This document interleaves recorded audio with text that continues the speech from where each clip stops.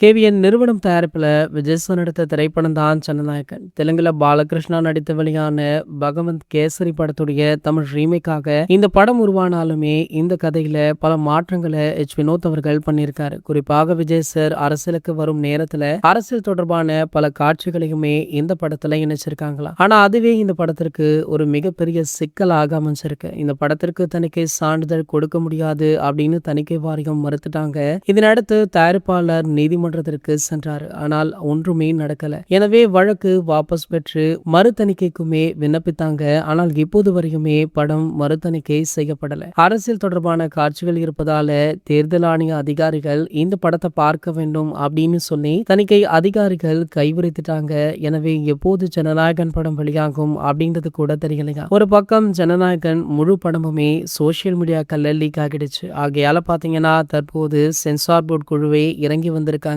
அதாவது படத்தை மறுதணிக்கை பண்ணி யூபிஏ சான்றிதழுமே கொடுக்க இருக்காங்களாம். இன்னும் 1 அல்லது 2 நாட்கள்ல இந்த அறிவிப்பு வெளியாக இருக்கு. இந்த அறிவிப்பு வெளியான ஓரிரு நாட்களிலேயே படத்துடைய புதிய ரிலீஸ் தேதியுடன் கூடிய ப்ரோமோ ஒன்றுமே வெளியாக இருக்கா. அதாவது வர தமிழக சட்டமன்ற தேர்தலுக்கு முன்பாக இந்த படத்தை ரிலீஸ் பண்ணியே ஆக வேண்டும் அப்படின்ற முனைப்புல படக்குழுவுமே அதீத ஆவலுடன் வேலை பண்ணிட்டும் இருக்காங்க. இது போன்ற செய்திகளை பத்தி நீங்க உடனே தெரிஞ்சுக்க நம்மளுடைய சேனலை மறக்காம சப்ஸ்கிரைப் பண்ணிக்கோங்க.